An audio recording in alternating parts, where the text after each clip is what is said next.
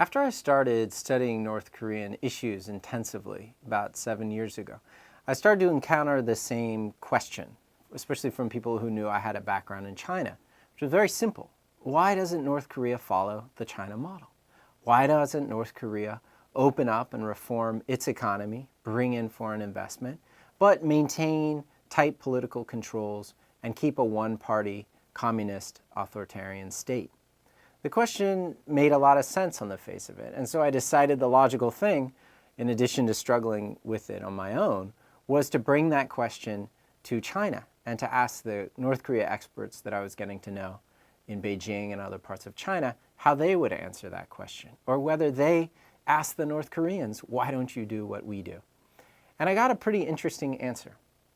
One of the answers, anyway, that I got from Chinese counterparts was, they are following the China model. Think about China's contemporary history. First, China fought the United States to a standstill in the Korean War. Then, under Mao, China acquired its nuclear weapons capability in the 1960s. Partly, not exclusively, but partly on the basis of having a nuclear weapon, China was able to negotiate a strategic breakthrough with the United States based on the common threat of the Soviet Union, which then gave China a modicum of security.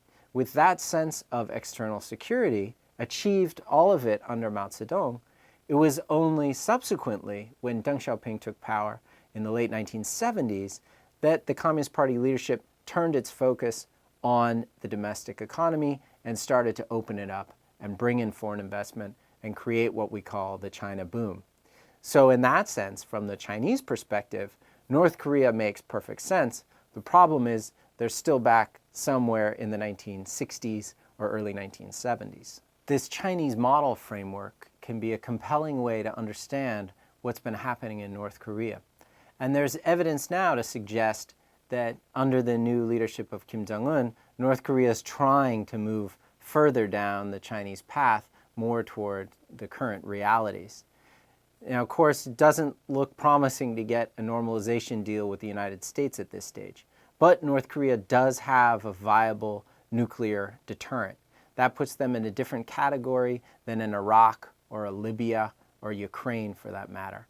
And on the basis of this essential international security, Kim Jong-un, since the moment he took office, has been placing an unprecedented emphasis on economic development, tying his legitimacy to the promise that he will deliver on the economy, in many ways reminiscent of the kinds of messages that Deng sent in the 1970s and 1980s and even into the 1990s to the Chinese people.